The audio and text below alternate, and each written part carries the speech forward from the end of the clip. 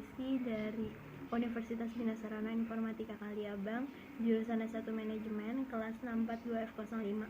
Kami ditugaskan oleh dosen mata kuliah Pendidikan Agama Islam, yaitu Ibu Desi Suryani, untuk membuat video ini, yang bertemakan tentang pacaran dalam kacamata Islam.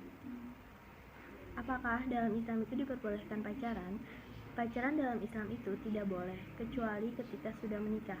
Rasulullah SAW bersabda, yang artinya tidak boleh antara laki-laki dan wanita berduaan kecuali disertai oleh mahramnya, dan seorang wanita tidak boleh berpergian kecuali ditemani oleh mahramnya.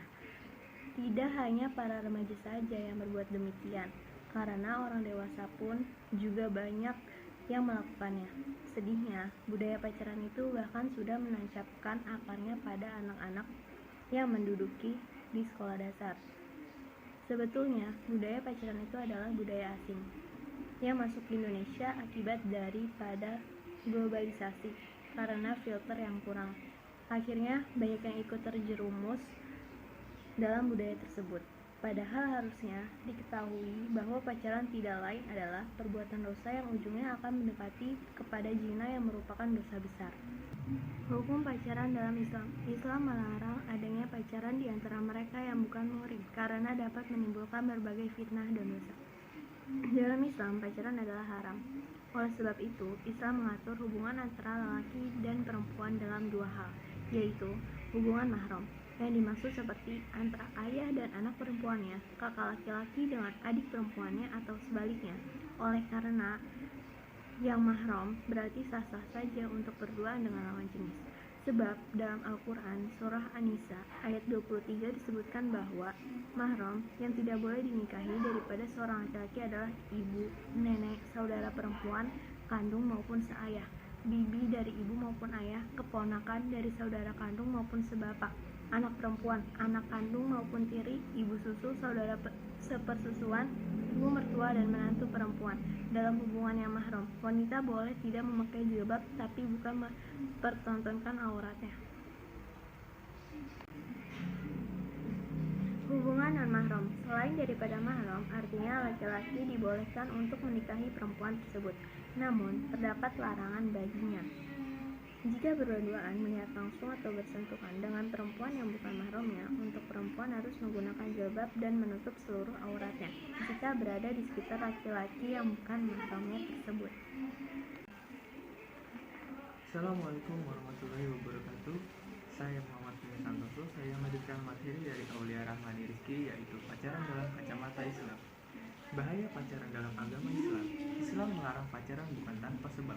Pacaran itu selain daripada mendekati zina yang merupakan dosa besar, juga bisa menimbulkan berbagai macam bahaya yang kesemuanya tidak hanya akan merugikan diri sendiri, tapi juga orang lain. Yang pertama, mendekati zina. Ini merupakan bahaya pasti yang disebabkan oleh pacaran. Laki-laki diharuskan menjaga pandangannya dari perempuan, dan perempuan pun harus sadar diri akan keberadaannya di hadapan laki-laki yang bukan mahramnya. Yang kedua, menghilangkan konsentrasi. Akibatnya berbagai cara dilakukan hanya demi membuat senang satu sama lain. Rela meninggalkan pekerjaan dan membuang waktu belajar hanya demi menemani sang pacar berjalan-jalan. Jika suatu saat terjadi yang namanya perselisihan, justru akan memicu stres yang menyebabkan semangat belajar menjadi hilang. Lalu yang ketiga, penyebab banyak kerugian. Salah satu bagian daripada budaya pacaran itu adalah usahanya memberikan kebahagiaan bagi pasangan, padahal tanpa ia sadari itu hanya sia-sia. Rela menghabiskan waktu, uang, dan harapan hanya demi seorang yang bahkan belum tentu adalah jodohnya. Padahal lebih baik jika waktu itu digunakan untuk beribadah dan lebih mendekatkan diri kepada Allah Subhanahu wa Ta'ala. Lalu yang terakhir, mengganggu kehidupan bermasyarakat. Orang yang berpacaran sering meresahkan masyarakat dan menimbulkan berbagai fitnah, terutama mereka yang sering berdua-duaan di tempat sepi, misalnya dalam kos-kosan.